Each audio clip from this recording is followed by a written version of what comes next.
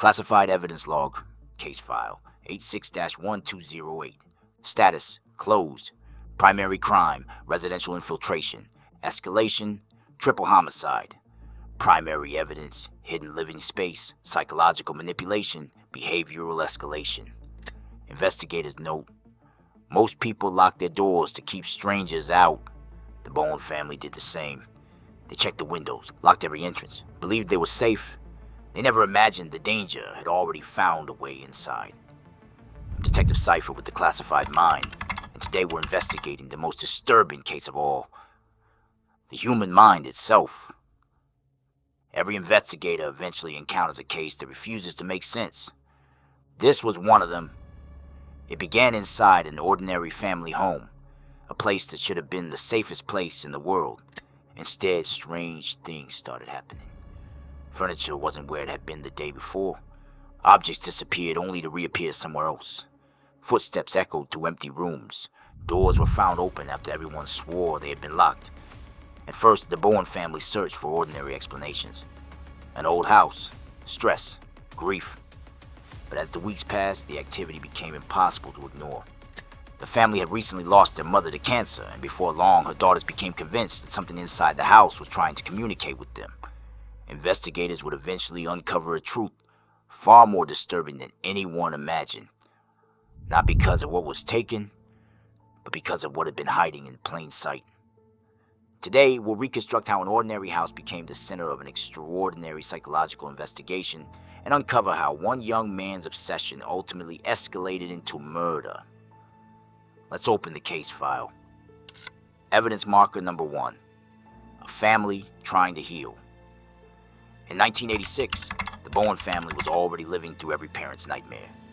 Frank Bowen had recently lost his wife to cancer and found himself raising 2 daughters alone, 15-year-old Tina and 9-year-old Karen. Like so many families after a devastating loss, they were simply trying to rebuild a sense of normal life. Frank worked. The girls went to school. Day by day, they slowly settled into a new routine.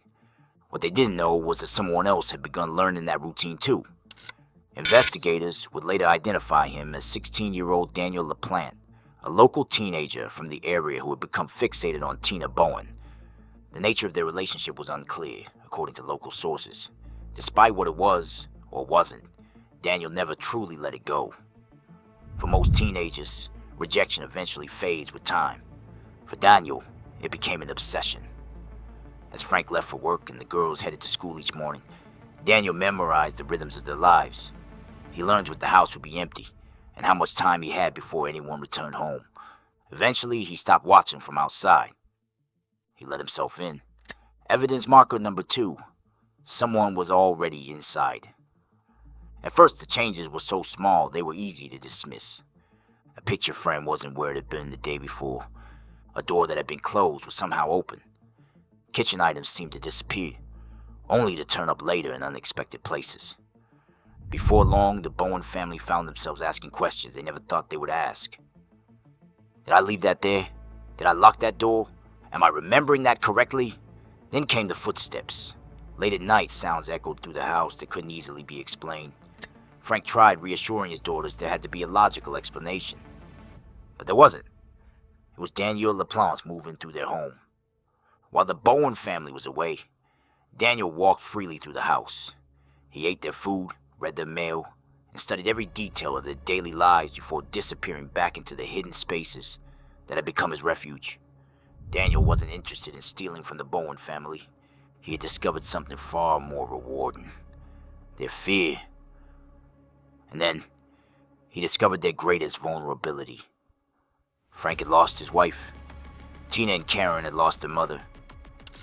Like so many grieving children, the girls began experimenting with a Ouija board, hoping they might somehow receive a sign that their mother was still with them. Daniel knew exactly what they were doing, because he was watching. Soon afterward, strange knocking sounds began answering their questions. Objects appeared to move on their own, and small unexplained events began taking on extraordinary meaning. To Tina and Karen, it no longer felt like coincidence. It felt hopeful. They began wondering whether their mother was somehow trying to communicate with them one final time.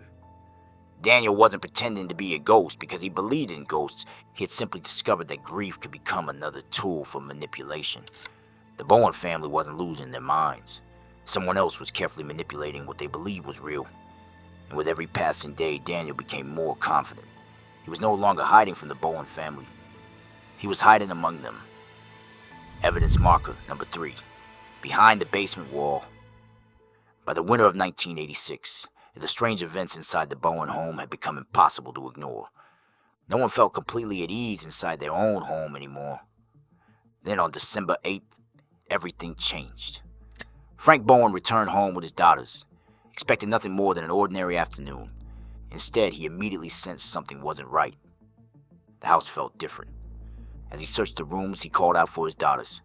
Then he heard movement upstairs. Frank entered one of the upstairs bedrooms and came face to face with 16-year-old Daniel LaPlante. He was wearing a long black wig. His face was covered in makeup, but in his hand was a hatchet. For a moment, the impossible stood before him. The ghost that had haunted his family wasn't supernatural at all. It was human. Chaos erupted inside the house. 15-year-old Tina Bowen escaped through a second-story window and ran to a neighbor's home for help. Police arrived within minutes, but Daniel had vanished. Investigators searched the house from top to bottom. Nothing. No suspect. No evidence of where he had gone. Then they noticed something unusual. The washing machine had been moved. Behind it was a small opening concealed inside the basement wall. Daniel hadn't escaped the house. He had simply returned to it. Hidden within the walls of the Bowen home was a makeshift living space where Daniel had secretly been residing for weeks. The family hadn't been imagining things. They had never been alone. Daniel was arrested, and many believed this disturbing case had finally come to an end. They were wrong. Daniel used the Bowen family's grief over their mother as a weapon, knocking responses through the walls while they sat with a Ouija board. Would you have eventually figured out what was really happening? Or would the paranormal explanation have fooled you too? Drop your answer in the comments below, because what Daniel did next, after his arrest, is where this case stops being disturbing and starts being something else entirely. Evidence marker number 4, the escalation.